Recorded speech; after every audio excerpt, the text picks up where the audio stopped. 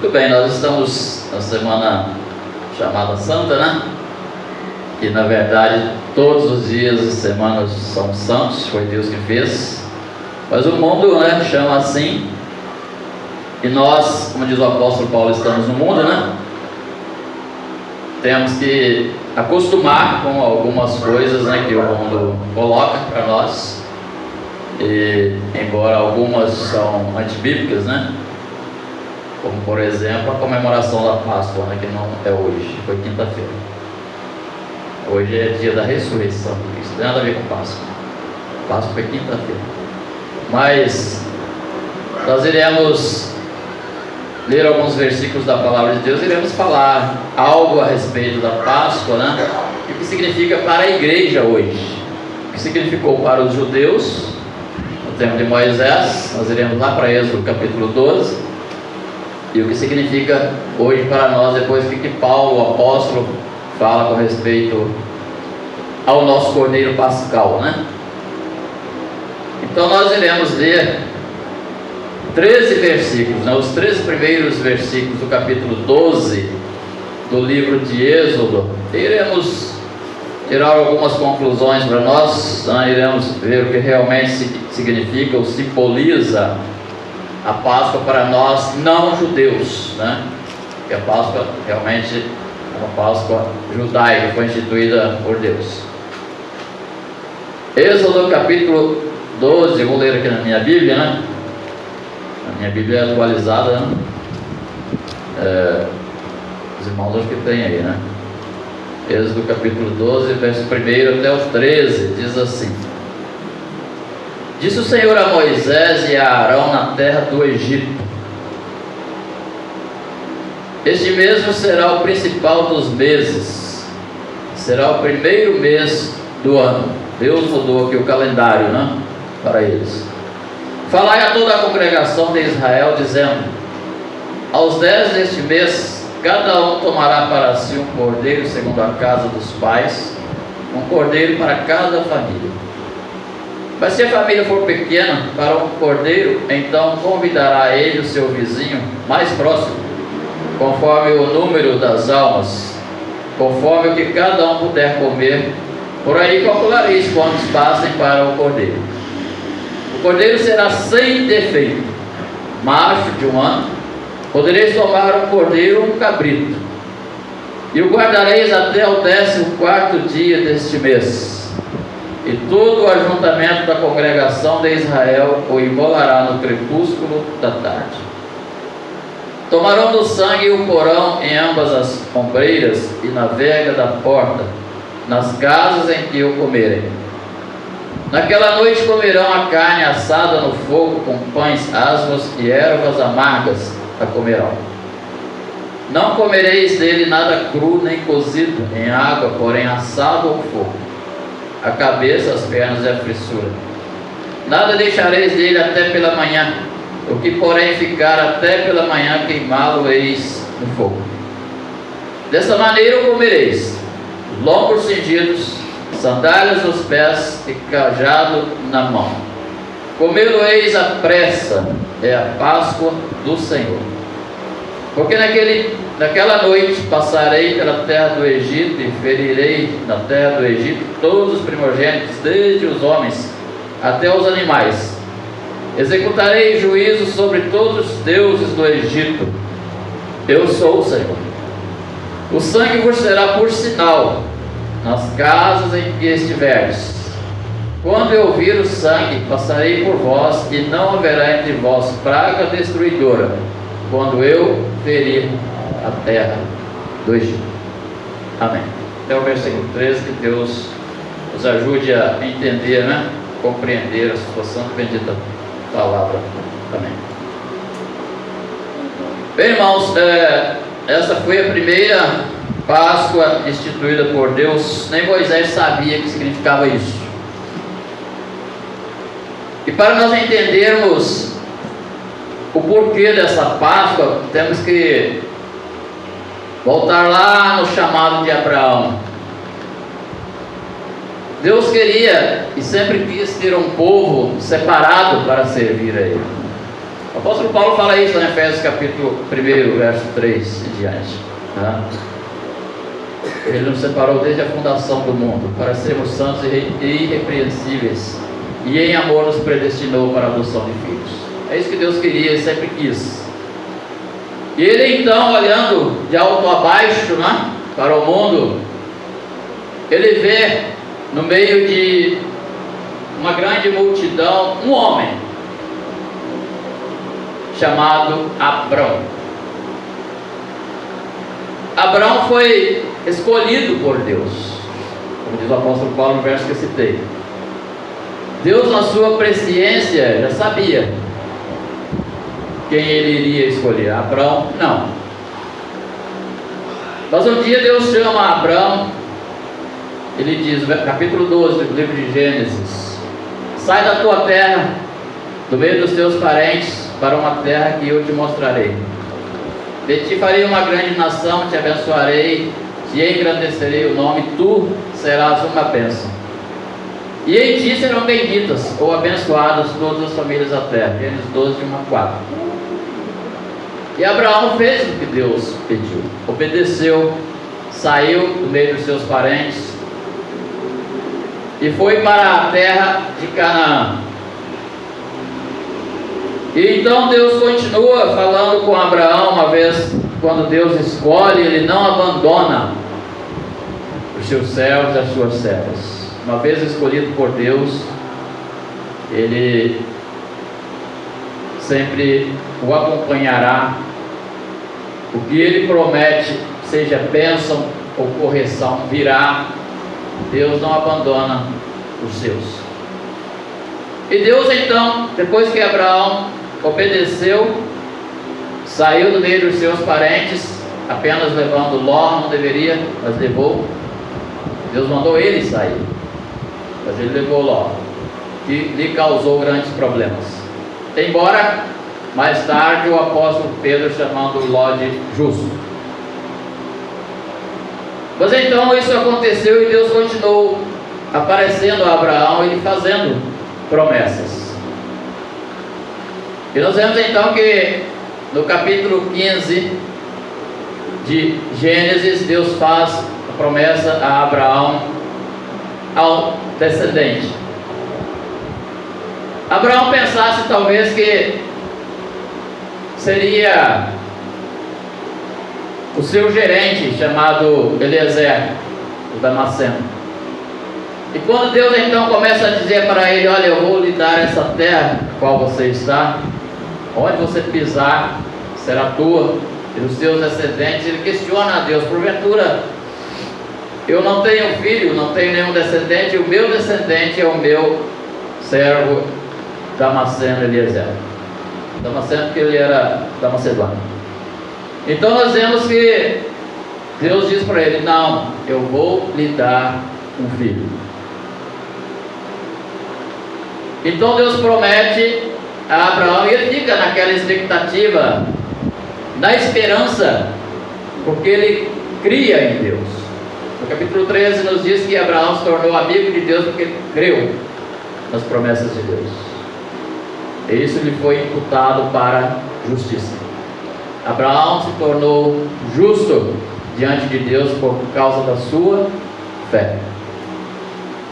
E seguindo a história de Abraão, nós vemos que no capítulo 17 do livro de Gênesis, antes que nascesse Isaac, Deus precisou fazer mais uma mudança. Veja como Deus trabalha na vida daquele a quem Ele escolhe. Precisou mudar o nome de Abrão para Abraão e de Sarai para Sara. E aí veio o nascimento então de Isaac para cumprir a promessa de Deus. E nós vemos que, seguindo a história toda, não vamos entrar em pequenos detalhes, que é muito grande a história de Abraão até Jacó. Nós vemos que posteriormente Isaac se casa. Capítulo 27 do livro de Gênesis. Ele se casa. Depois do seu casamento, Abraão morre. Sara já tinha morrido antes de Abraão. E Isaac, já casado, com Rebeca.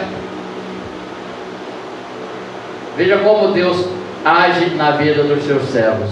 Deus prepara uma noiva para Isaac estéril. Então veja, ao nosso ver, quantas dificuldades, né, foram aparecendo, né? Abraão já com 100 anos, Sara com 90, ter um filho.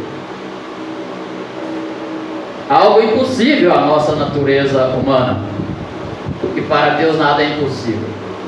E Deus então vem mudando a história de Abraão até chegar a Isaac, e Isaac casa com uma moça estéril.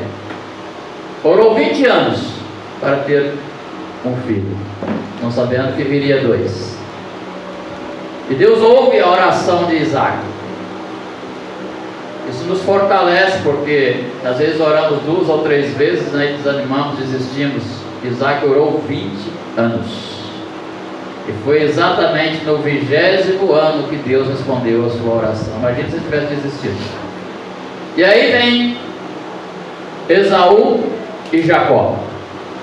Também não nasceram mais nenhum descendente. Deus encerrou aí os nascimentos dos filhos de Isaac. Talvez ele tenha ficado preocupado, mas Deus prometeu ao meu pai uma numerosa nação, só veio eu, o filho. E agora, meu pai e minha mãe morrem, vem só 2 filhos para mim. Onde está então essa grande multidão? Porque Deus tinha mandado Abraão olhar para as estrelas dos céus, no capítulo 15 de Gênesis. Conta se for possível. Assim será a sua descendência. De 1. E então vem a história de Jacó e Esaú. Jacó engana seu irmão e é obrigado a fugir. Rouba-lhe a bênção da primogenitura.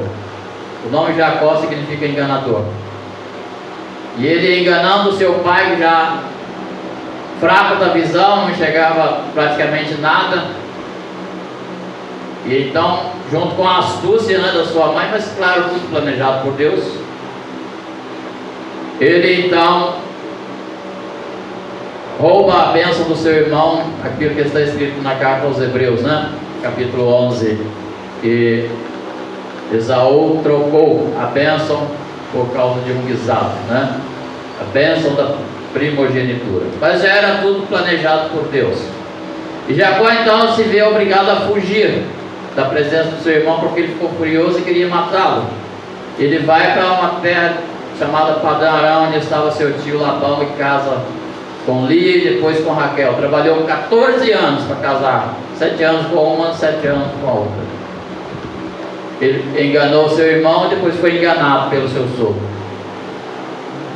E aí então segue a história de Jacó, grande enganador, mas escolhido por Deus, por promessa que ele havia feito ao seu avô Abraão. E então nós vemos que desse casamento de Jacó com Lia e Raquel surgem 12 filhos. Raquel morre no parto de Benjamim, mas ele fica com os 12 filhos. E nós vemos então, irmãos, que nessa história toda, Jacó resolve voltar. Ele havia feito um voto antes, e ele encontra com Deus no caminho, indo ainda em direção ao seu futuro sogro, e ele vê ali uma visão, uma escada que subia ao céu, e anjos desciam e subiam por ela, e ele faz um voto ao Senhor: se o Senhor for comigo nessa viagem, que faço? Me der pão para comer, vestidos para vestir, em paz voltar para a casa de meu pai. O Senhor será o meu Deus, e tudo quanto me der, certamente darei o dízimo. Isso foi um voto que Jacó fez para com Deus. Não precisava, Deus já tinha feito a promessa, e ele cria a promessa. Mas então ele faz aí como que uma negociação com Deus. E ele então segue seu caminho e casa com essas 2 moças, Lia e Raquel. Tem os 12 filhos, que são chamados as 12 tribos de Israel, mais posteriormente. E voltando, como ele prometera, né, pediu a Deus: se o Senhor voltar comigo, o Senhor será o meu Deus. No vale de Jabó que ele encontra com Deus. capítulo 33 do livro de Gênesis.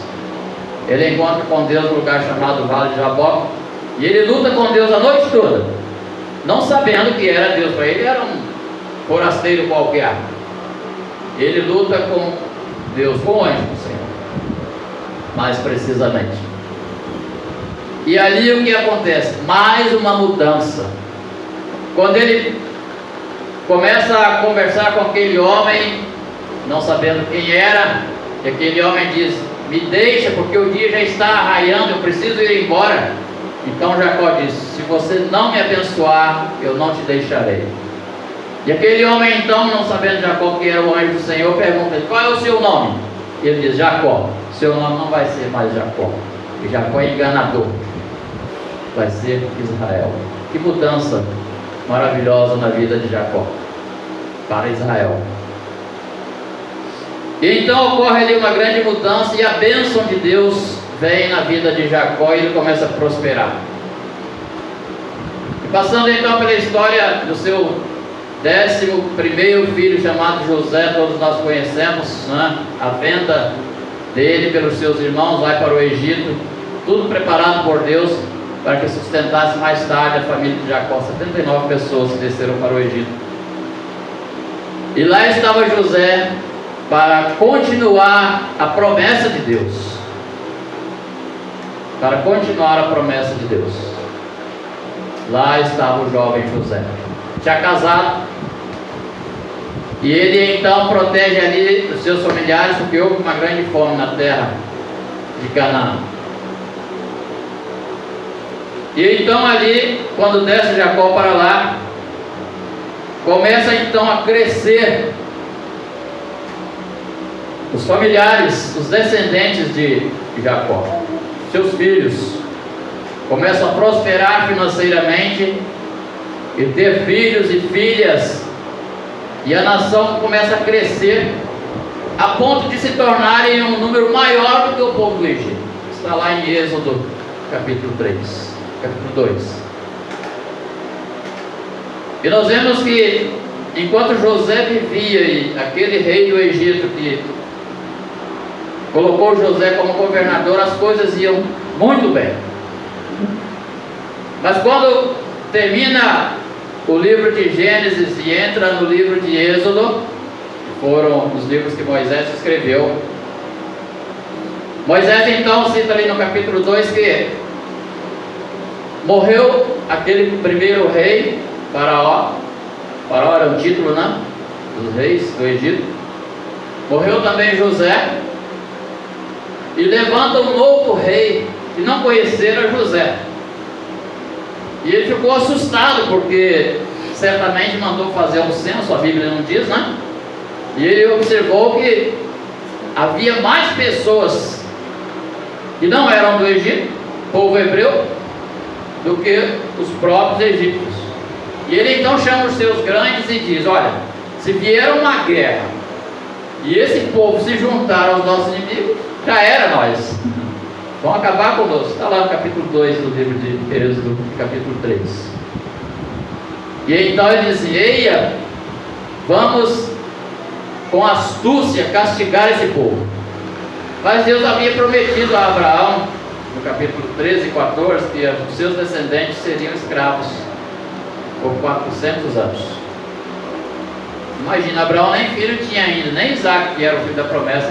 Deus já estava dizendo que os seus descendentes, embora uma numerosa multidão, seria escravizado por 400 anos. E aí segue a história. Então o povo começa a ser escravizado, e sim, ficaram por 430 anos. Está no capítulo 12 que nós lemos, verso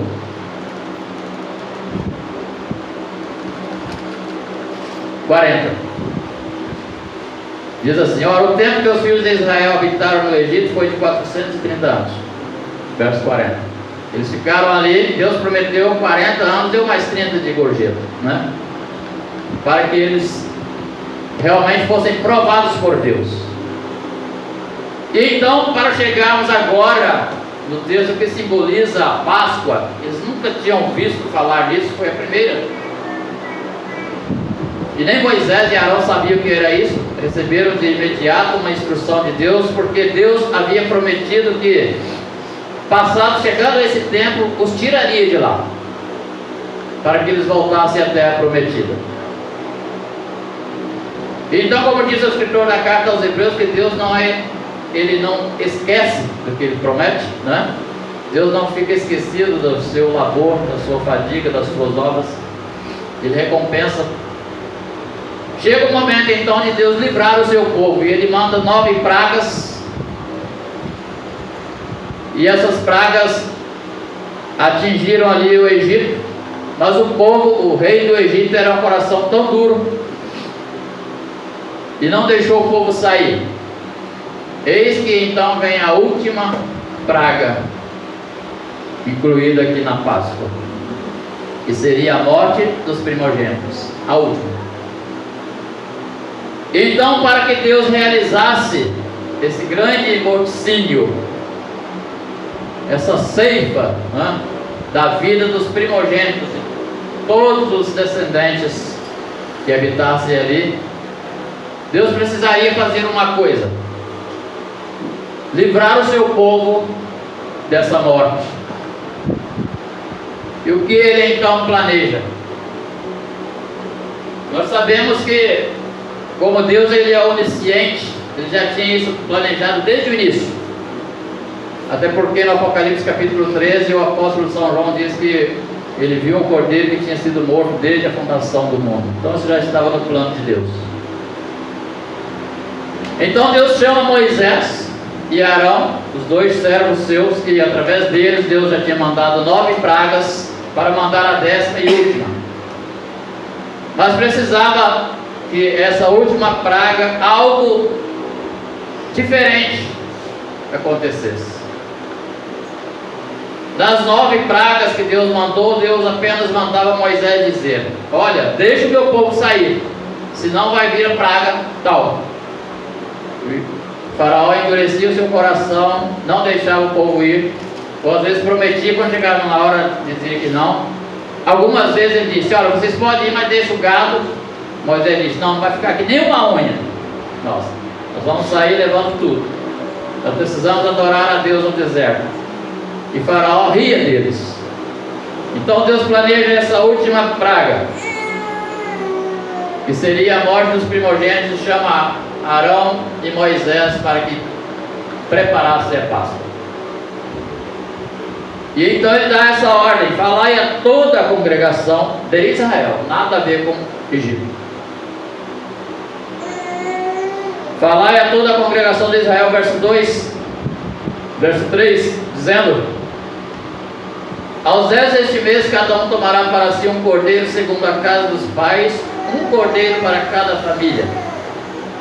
Mas se a família for pequena para um cordeiro, então convidará ele o seu vizinho mais próximo, conforme o número das almas, conforme que cada um puder comer. Por aí calculareis quantos bastem para o cordeiro. Tinha que ser bom de matemática, né? Vamos saber quantas pessoas para comer um cordeirinho de 1 ano, que provavelmente pesaria aí uns 15 quilos. Interessante, não podia sobrar nada. O nosso Deus não é Deus de sobra. Ele nos dá o pão de cada dia. Não foi isso que Jesus ensinou, né? Dai-nos o pão nosso de cada dia. Não precisava sobrar nada. Deus iria continuar sustentando o seu povo. O cordeiro será sem defeito, macho de 1 ano. Podereis tomar um cordeiro ou um cabrito. Aqui não importava a raça do animal, mas a inocência do animal. Interessante, né? Embora o apóstolo São João, capítulo 1, João, capítulo 1, verso 29, diz: eis o Cordeiro de Deus. Ele estava apontando o Senhor Jesus como uma ovelha mesmo, né? Cordeiro, nós sabemos que é o filhote de uma ovelha, né? Mas no caso aqui, Deus olhando, certamente tinha família que não tinha cordeiro, tinha cabrito. Mas aqui para Deus o que importava era a inocência do animal. De 1 ano, provavelmente acabava de ter sido desmamado, separado da mãe, não tinha nenhum desejo sexual, porque tinha 1 ano. Isso significa inocência. Então ele não estava ainda preparado para ser um reprodutor. Isso que Deus queria que eles entendessem. Teria que ser inocente. Poderia ser um cabrito ou um cordeiro, mas que fosse de 1 ano. E o guardareis até o 14º dia deste mês, e todo o ajuntamento da congregação de Israel o imolará no crepúsculo da tarde. Interessante, irmãos, nós compararmos esses dois versículos 5 e 6 com Lucas 23. Quando nós vemos ali, me parece que é o capítulo 23 de Lucas.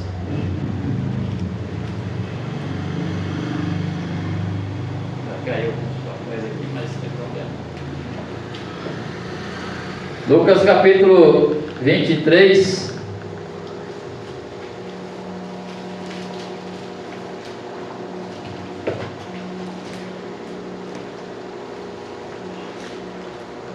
Os versículos 13 até o 20. Vamos até o 22, só para os irmãos entenderem. Vamos pular aqui uns 2 ou 3 versículos, vou falar para vocês. Com respeito à inocência do animal, né, que eu disse anteriormente, versos 5 e 6 fala que poderia ser um cordeiro ou um cabrito, mas que fosse de 1 ano, falando de inocência. Olha o que diz aqui Pilato a respeito de Jesus.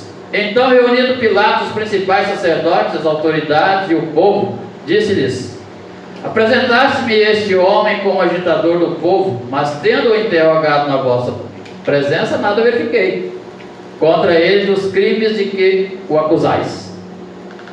Nem tampouco Herodes, pois não o tornou a enviar.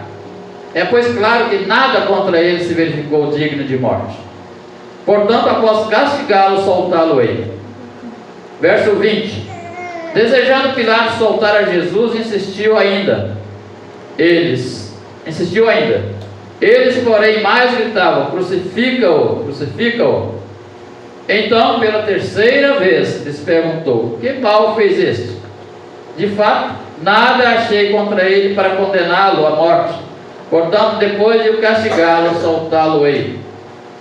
Verso 41. Agora já não é mais Pilatos nem Herodes, mas alguém que estava crucificado com ele na cruz. Diz assim, vamos do verso 39 até o 41 para entendermos melhor quem é que estava dizendo aqui, né? Um dos malfeitores crucificados blasfemava contra ele, dizendo: não és tu o Cristo? Salva-te a ti mesmo e a nós também. Respondendo-lhe, porém, o outro repreendeu, dizendo: nem ao menos temes a Deus, estando sob igual sentença? Nós, na verdade, com justiça, porque recebemos o castigo que os nossos atos merecem, mas estes nenhum mal fez. Inocência. Então observem que é isso que esses dois animais aqui estavam representando na Páscoa para os judeus. Inocência. Tinha que ser de 1 ano, separado 4 dias. E nós vemos que o Senhor Jesus aqui, ele não foi separado 4 dias, mas foi interrogado várias vezes, que ultrapassou 4 dias. Estava olhando aqui no rodapé de uma outra Bíblia que eu tenho lá. As interrogações e os sofrimentos do Senhor Jesus ultrapassaram como se fosse mais que 4 dias. Interessante é que o escritor da minha Bíblia, ele cita que a mesma multidão que aplaudiu Jesus dizendo: Hosana, Hosana ao filho de Davi, entrando ele em Jerusalém, agora dizendo: crucificam. Então essa inocência do Senhor Jesus, ele sofrendo, né, psicologicamente, sendo pressionado por Herodes, por Pilatos, pela multidão. Mas Pilatos disse: eu não vejo nesse homem crime algum. Como também nesses 2 cordeirinhos aqui, nenhum crime havia, para que eles fossem punidos de morte. Apenas seriam apresentados como cordeiro da Páscoa. Mas o que mais nos chama a atenção, irmãos e irmãs, é o sangue. De todo esse texto aqui, que é muito importante para nós, né? O sangue é o principal da nossa salvação, como também salvou o povo judeu. Nós iremos continuar lendo e iremos falando alguma coisa aqui. O guardareis até o 14º dia, verso 6 deste mês, e todo o ajuntamento da congregação de Israel o imolará no crepúsculo da tarde. Porventura não foi isso que aconteceu? 3 horas da tarde, estava a multidão em volta da cruz. Antes disso, disseram: crucifica-o. Pilatos disse: eu não vejo nesse homem crime algum. Mas eles disseram: crucifica-o. Era turba, a multidão. E então é isso que Deus estava dizendo aqui: toda a congregação de Israel. Porventura não estava lá toda a congregação de Israel, os escribas, os fariseus, as autoridades religiosas, entre aspas, né? Como também as autoridades da lei, como Pilatos e Herodes, o rei da época. Mas o verso 7 aqui nos chama a atenção: que tomarão do sangue e o porão em ambas as ombreiras e na verga da porta, nas casas em que o comerem. Naquela noite comerão a carne assada no fogo, com pães ázimos e ervas amargas a comerão. Não comereis dele nada cru nem cozido em água, porém assado no fogo, a cabeça, as pernas e a fressura. Nada deixareis dele até pela manhã, o que porém ficar, até pela manhã queimá-lo-eis. Fogo fala de purificação, fogo fala de sofrimento. Interessante que eu queria também chamar a atenção dos irmãos aqui com respeito aos ingredientes dessa Páscoa, além do cordeiro: pães ázimos e ervas amargas. Você já comeu alguma erva amarga? O texto já diz que é amarga, que é amargoso, não é ruim, né? Mas eles teriam que comer isso. Por quê? Para lembrar do sofrimento dos 430 anos de castigo ali que eles sofreram, e que Deus, através desse sofrimento, que para eles seria um passado, iria colocá-los na terra prometida livre. Seria aqui uma libertação. Então eles teriam que comer essas ervas amargas, como se estivesse ali ainda fabricando tijolos e sendo açoitados. É um simbolismo aqui: ervas amargas, sofrimento, como também tipificava o sofrimento de Cristo. Porque mais tarde, o Senhor Jesus Cristo veio como Cordeiro Pascal. 1 Coríntios 5, verso 7. O apóstolo Paulo lá escreve: vocês agora são nova massa em Cristo, lançai fora de vocês o velho fermento, porque Cristo, nosso Cordeiro Pascal, foi imolado. 1 Coríntios 5, verso 7.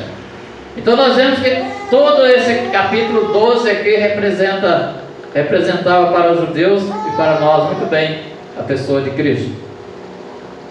Então as ervas amargas tanto apontavam para o sofrimento deles no Egito, e estariam logo em breve, no outro dia, sendo livres daquele sofrimento, daquela escravidão. Mas ficaria na sua boca, né? No seu interior, no seu intestino, aquela amargura das ervas. Eles iriam lembrar aqui por um bom tempo. Não podia beber água, não diz aqui. Eles teriam que comer aquilo ali seco, né? Ervas amargas, pães ázimos, que é sem fermento, também apontando para Cristo. É como se nesse momento a Páscoa estivesse livrando eles do pecado. Pães ázimos, né? Sem fermento simboliza sem pecado. Como também as ervas amargas, livrando eles do sofrimento, do castigo da escravidão. Mas eles teriam que fazer uma coisa mais importante.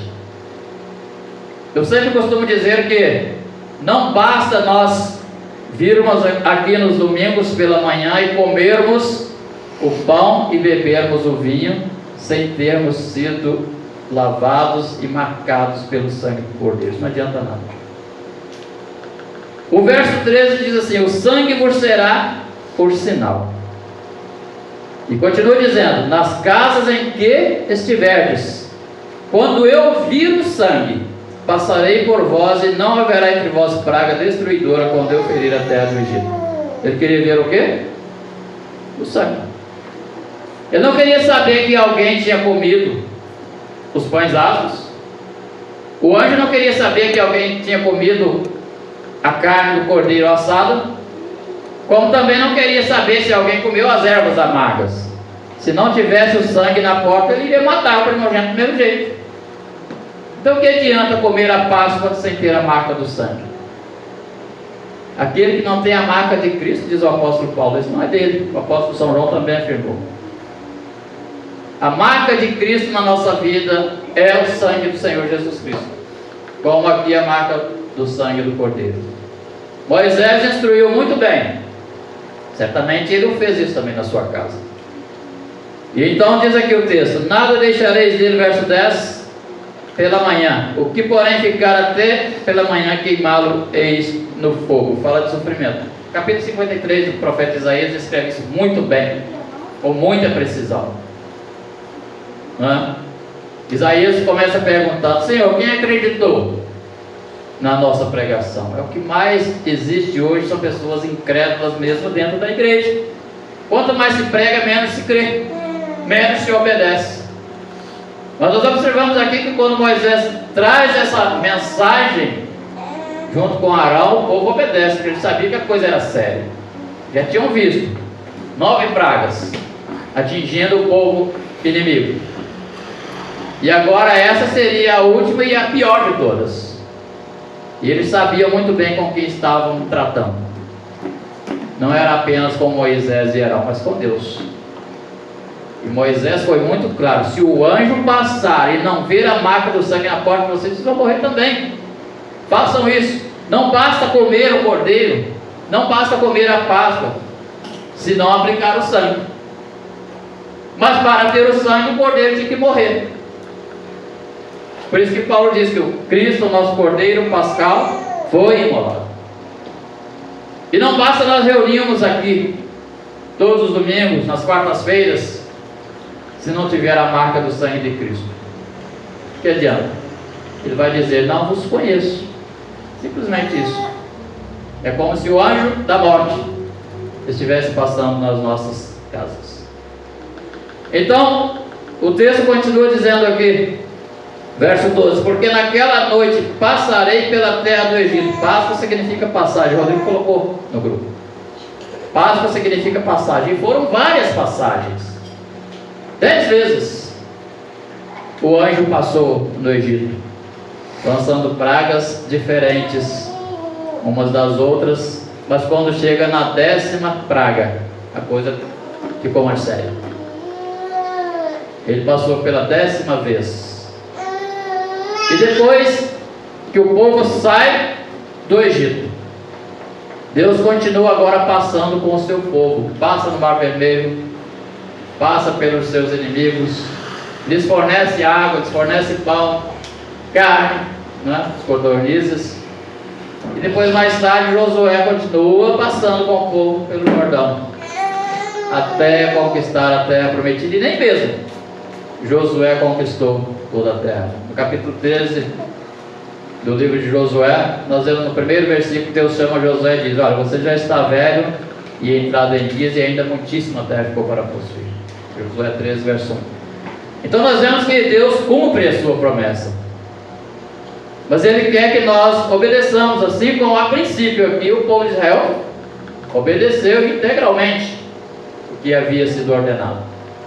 Embora que depois, eles, como se diz, pisaram na bola, mas a princípio viram que a coisa era séria e obedeceram rigorosamente. Interessante que o restante desse animal, ou desses animais que foram mortos, não poderiam ser jogados fora, teriam que ser consumidos pelo fogo, se sobrasse alguma coisa. Já disse, fogo significa justiça de Deus. Fogo é para a purificação também. Então ali Deus faz uma separação do seu povo, do povo do Egito, e os separa de novo lá no Mar Vermelho, quando Israel atravessa o Mar Vermelho e o povo egípcio fica lá, mortos, afogados no Egito. O nosso Deus é um Deus de separação. É um Deus que escolhe o seu povo e Ele promete buscar os seus. Assim como Ele prometeu a Abraão: o seu povo, os seus descendentes vão ficar 400 anos escravos no Egito, mas eu vou tirá-los de lá. E agora, exatamente nesse capítulo, Ele está cumprindo a sua promessa. Parece que para nós demorou muito, 430 anos. Mas o apóstolo Pedro diz que para o Senhor nosso Deus, um dia é como 1000 anos.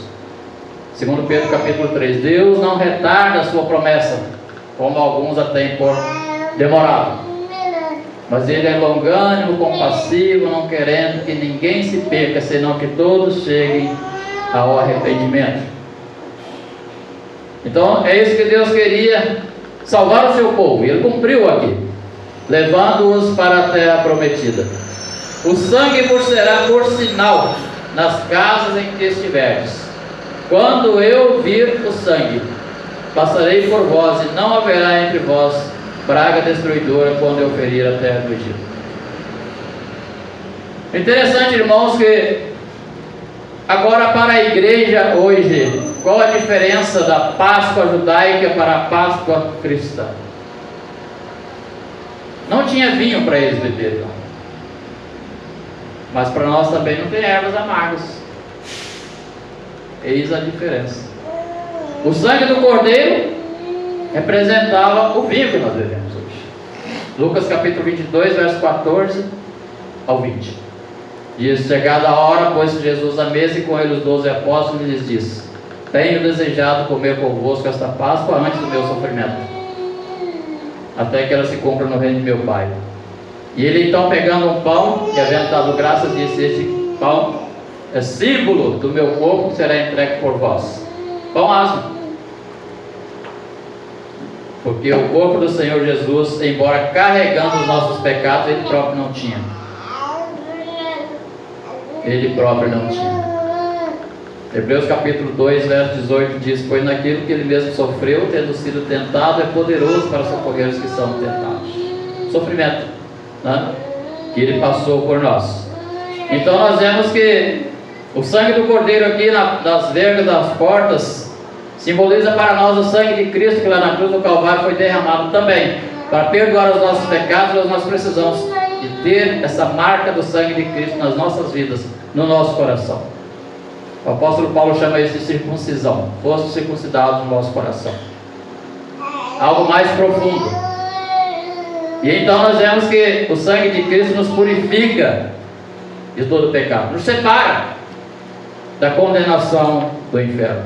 E as ervas amargas que tinha na Páscoa judaica, o Senhor Jesus comeu delas, literalmente, junto com os seus discípulos. E lá na cruz Ele sofreu muito mais. Lhe deram fel no lugar de água. E o profeta Isaías já havia profetizado isso. Ele foi moído pelas nossas transgressões. Isaías 53, 5. Ele foi moído pelas nossas transgressões, o castigo que nos traz a paz estava sobre ele, pelas suas pisaduras fomos sarados. Tamanho foi o sofrimento de Cristo para que hoje nós tivéssemos uma Páscoa mais suave, vamos dizer assim. Hoje nós temos apenas o vinho, né, e o pão. O vinho, já disse, que simboliza o sangue do cordeiro aqui, como também o sangue de Cristo. Ele mesmo disse, verso 20, né? Havendo pegado o cálice e havendo dado graças, disse: este cálice é o cálice da nova aliança no meu sangue. Lucas 22, 20. E o apóstolo Paulo, ele acrescenta, 1 Coríntios capítulo 11, verso 23 até o 26, ele diz, né, a respeito da Páscoa, que todas as vezes que comeis este pão e bebeis do cálice, recordais a morte do Senhor até que Ele venha.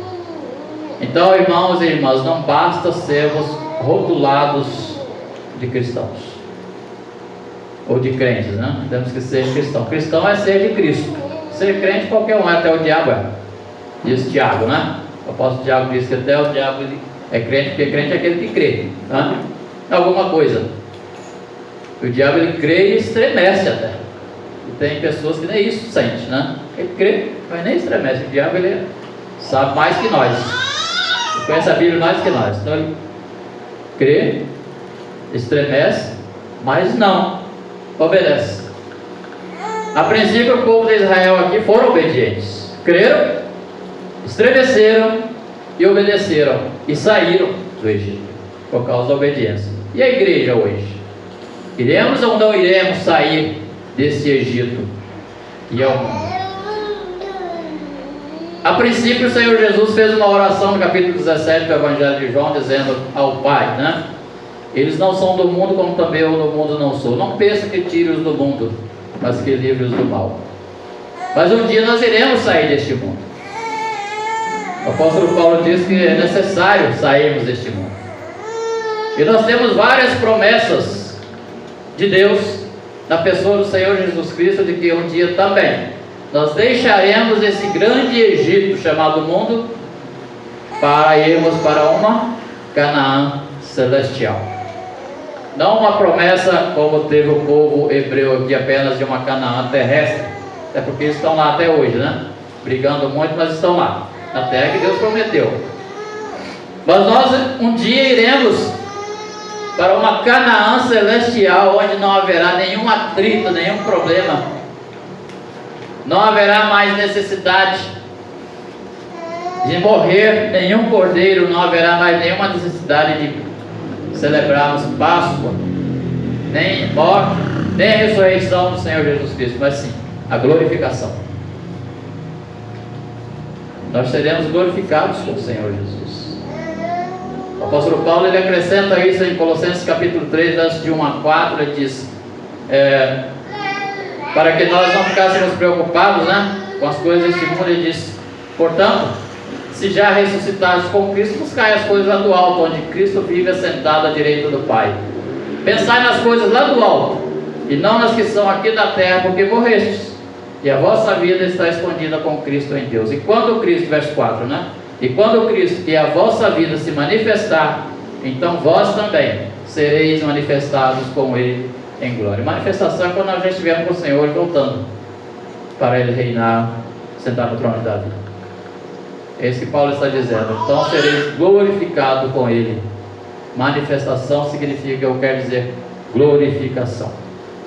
Então não haverá mais, como diz o escritor da carta aos Hebreus, não haverá mais lembrança das coisas daqui, porque nós estaremos com o Senhor. E o apóstolo São João acrescenta, 1 João 3, verso 1 e 2, diz, amados, agora somos filhos de Deus, e ainda não se manifestou o que havemos de ser, mas sabemos que quando Ele se manifestar, seremos semelhantes a Ele, porque havemos de vê-lo como Ele é. Iremos ver o nosso Cordeiro Pascal, que Paulo afirma ter sido morto por nós.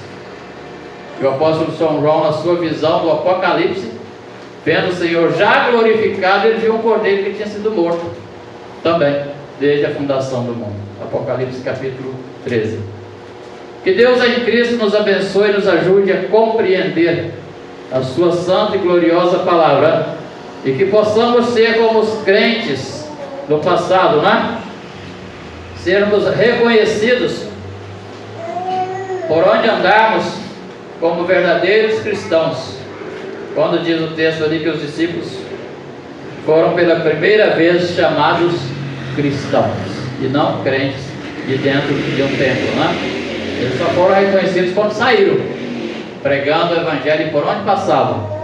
Diz o texto bíblico que, Atos capítulo 2, que o Senhor acrescentava à igreja dia a dia os que haviam de ser salvos. Que nós possamos também estar pregando sempre essa palavra, lembrando sim, quando estivermos aqui neste mundo, desta grande festa,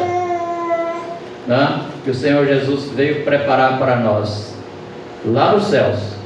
Aqui é temporária, já falamos, aqui é temporário, todos os domingos, ou que seja uma vez por mês, não importa, celebramos a ceia do Senhor, relembrando o tão grande amor de Deus que Ele fez por nós, pagando o preço da nossa salvação ali na cruz do Calvário. Mas tem uma grande festa lá nos céus, nos esperando por nós. O Senhor Jesus disse, eu vou celebrar de novo convosco do reino de meu Pai. E aonde é o reino do Pai? Reino celestial. O apóstolo Paulo diz em Filipenses 3, versos 20 e 21, que a nossa cidade está nos céus, de onde aguardamos o Senhor Jesus Cristo, que transformará o nosso corpo de humilhação para ser conforme o corpo da sua glória, segundo o eficaz poder que Ele tem de subordinar a si todas as coisas. Nós estaremos lá com Ele, vendo tudo isso, presenciando tudo isso, não nesse corpo, claro, nós estaremos em um corpo glorificado também, assim como Ele está. Se nós iremos vê-lo como Ele é, como diz o apóstolo São João, teremos que ter um corpo igual ao dele, E teremos. O apóstolo Paulo afirma isso, né? Que é necessário que o corruptível se revista de incorruptibilidade. 1 Coríntios 15, versos 53 e 54. E quando o que é corruptível se revestir de incorruptibilidade, então se dirá: tragada foi a morte na vitória. Que Deus nos ajude a compreender esse mistério, né, da palavra de Deus, para que um dia nós, quando o Senhor Jesus voltar, nos arrebatar para os céus, nós iremos ver coisas que nós nem pensamos, né? Paulo diz isso, né, em 1 Coríntios capítulo 13, né, que tem coisas que nem olhos viram, nem ouvidos ouviram, nem jamais penetrou em coração humano, que Deus tem preparado para os que o amam. Você ama a Deus? Você ama o Senhor? Você ama aquele Cordeiro que morreu há 2000 anos atrás, lá na cruz do Calvário, quando o ladrão na cruz disse, né, você nem ao menos temes a Deus? Este nenhum mal fez, Ele está pagando por nós, e um dia nós iremos glorificar o nome dele para sempre e eternamente. Amém.